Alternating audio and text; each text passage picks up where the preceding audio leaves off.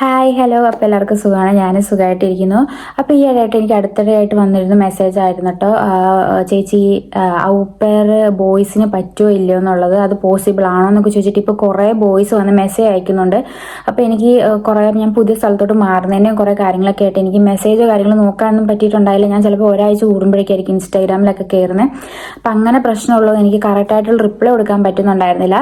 അപ്പോൾ ഞാനും ഇതിനെക്കുറിച്ച് കുറച്ചുകൂടി അധികം, എനിക്ക് കുറച്ച് കാര്യങ്ങൾ അറിയാം. അപ്പോൾ ഞാൻ കുറച്ചുകൂടി കൂടുതൽ റിസർച്ച് ചെയ്തു, കുറേ കാര്യങ്ങളൊക്കെ കുറേ ആൾക്കാരോട് ചോദിച്ചു, മനസ്സിലാക്കി എന്തുകൊണ്ടാണ് ബോയ്സിന് അത്ര ഔപ്പയറായിട്ട് വരാൻ പറ്റാത്തതിൻ്റെ റീസൺസ് ഒക്കെ ചോദിച്ച് ഞാൻ കണ്ടുപിടിച്ചിട്ടുണ്ടായിരുന്നു.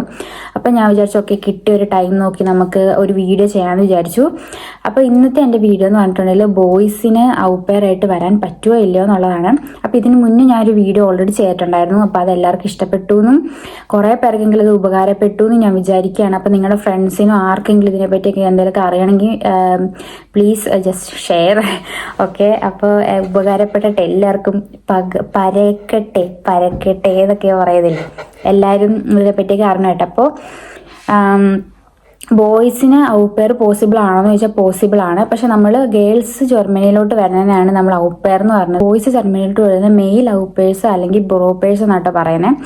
അപ്പോൾ ഇതിന് ബോയ്സിന് പോസിബിൾ ആണോ എന്ന് ചോദിച്ചാൽ പോസിബിൾ ആണ്, പക്ഷെ ഭയങ്കര റെയർ ആണ്.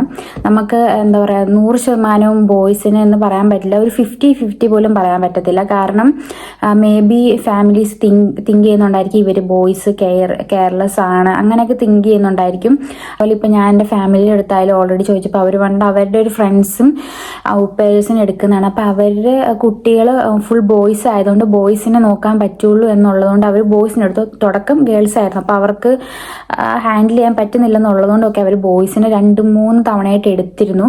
അപ്പോൾ ബോയ്സ് വന്നു, പല രാജ്യത്തു നിന്നുള്ളവരായിരുന്നു. ഒരാൾ ഇന്ത്യയിൽ നിന്നുണ്ടായിരുന്നു, ഒരാൾ ആഫ്രിക്കൻ ആയിരുന്നു, വേറൊരാൾ വേറെ ഏതൊരു രാജ്യക്കാരനായിരുന്നു.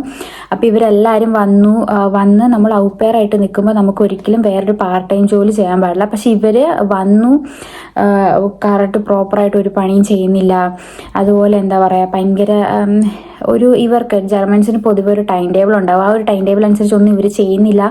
അതിൻ്റെ ഒപ്പം തന്നെ ഇവർ വേറെ പാർട്ട് ടൈം ചെയ്ത് അങ്ങനെ മൂവ് ആയിപ്പോയി. അങ്ങനെ കുറേ പ്രശ്നങ്ങളൊക്കെ ഉള്ളതുകൊണ്ടാണ് എന്ന് പറഞ്ഞു. അപ്പോൾ എൻ്റെ ഫാമിലി പറയുന്നത് കൂടുതലും ഗേൾസിനാണ് പ്രയോറിറ്റി. കാരണം ഗേൾസിനാണ് കുട്ടികളെ കുറച്ചുകൂടി കെയർ ചെയ്യാനും എല്ലാത്തിനും കുറച്ചുകൂടി എളുപ്പം ഗേൾസിനാണെന്നുള്ളതുകൊണ്ടാണ് അവർ ഗേൾസിനെ എടുക്കുന്നതെന്നാണ് പറഞ്ഞത്. പിന്നെ ബോയ്സിനെ എനിക്കറിയത്തില്ല, പക്ഷെ എനിക്ക് തോന്നുന്നു ഇപ്പോൾ FSJക്കൊക്കെ കുറച്ചുകൂടി മുൻഗണന മേ ബി ബോയ്സിനായിരിക്കും. കാരണം നല്ല പ്രായമായിട്ടുള്ളവരൊക്കെ എടുക്കാനും ഇതിനൊക്കെ ആയിട്ട് ബോയ്സിനെ പറ്റുള്ളൂ.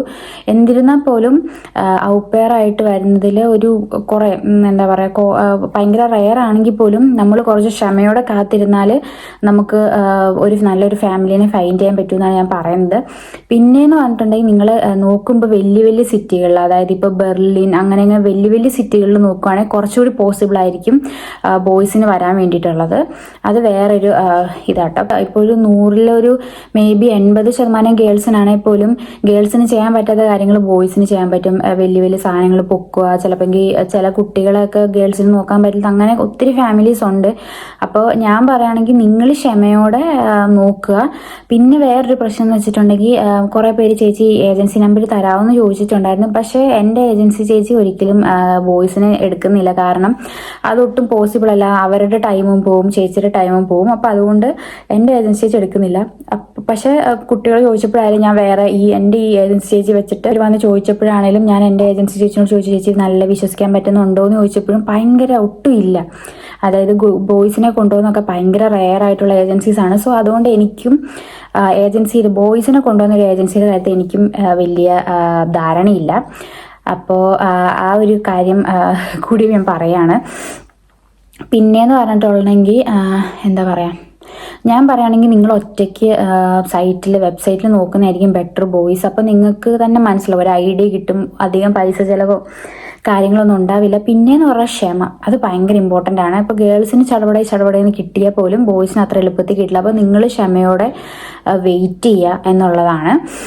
പിന്നെയെന്ന് പറഞ്ഞിട്ടുണ്ടെങ്കിൽ ചില കൺട്രീസിൽ ചില പ്ലേസസിൽ റെസ്ട്രിക്ഷൻസ് ഉണ്ട്. ഔപ്പയറായിട്ട് ബോയ്സ് വരാൻ പാടില്ല, ഗേൾസ് തന്നെ വരാൻ പാടുള്ളൂ എന്ന് കുറേ റെസ്ട്രിക്ഷൻസ് ഉണ്ട്. മേ ബി അതൊക്കെ കൊണ്ടായിരിക്കാം കേട്ടോ.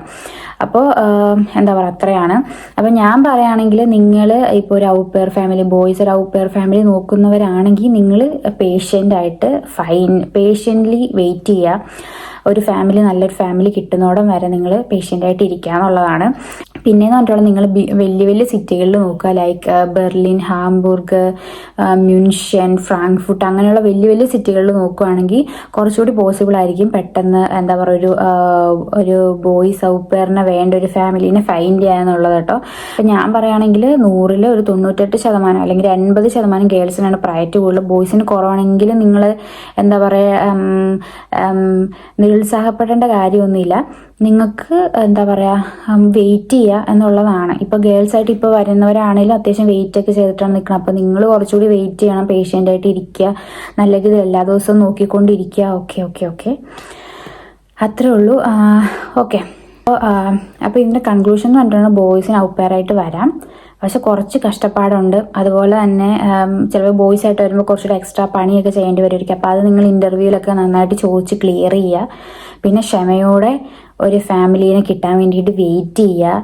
അതുപോലെ ഹാർഡ് വർക്ക് ചെയ്യുക. എല്ലാ ദിവസവും നോക്കിക്കൊണ്ടിരിക്കുക. എനിക്കൊന്നും കിട്ടാൻ പോകുന്നില്ലെന്ന് പറഞ്ഞിട്ട് അത് തള്ളിക്കളയാതെ വെയിറ്റ് ചെയ്താൽ കിട്ടാത്തൊന്നുമില്ല, നിങ്ങൾക്ക് കിട്ടും.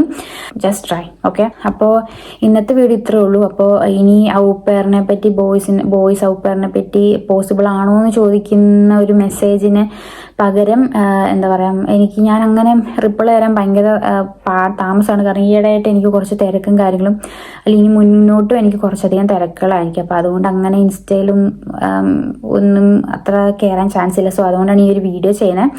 അപ്പോൾ ബോയ്സ് ആയിട്ടുള്ളവരും ഇപ്പം നിങ്ങളുടെ ഫ്രണ്ട്സ് ആരെങ്കിലും ഔട്ട് പെയറിനും ബോയ്സിനായിട്ട് വരാൻ നിൽക്കുന്നവരൊക്കെയാണെങ്കിൽ അവർക്കൊക്കെ ജസ്റ്റ് ഷെയർ ചെയ്യാം കേട്ടോ. അപ്പോൾ എല്ലാവർക്കും, എല്ലാ ബോയ്സിനും ഒരു നല്ല നല്ല ഫാമിലീനെ കിട്ടട്ടെ, പെട്ടെന്ന് തന്നെ ജർമ്മനിയിൽ വരാൻ പറ്റട്ടെ എന്ന് ആശംസിച്ചുകൊണ്ട് ഇന്നത്തെ വീഡിയോ നിർത്തുന്നു. ബൈ.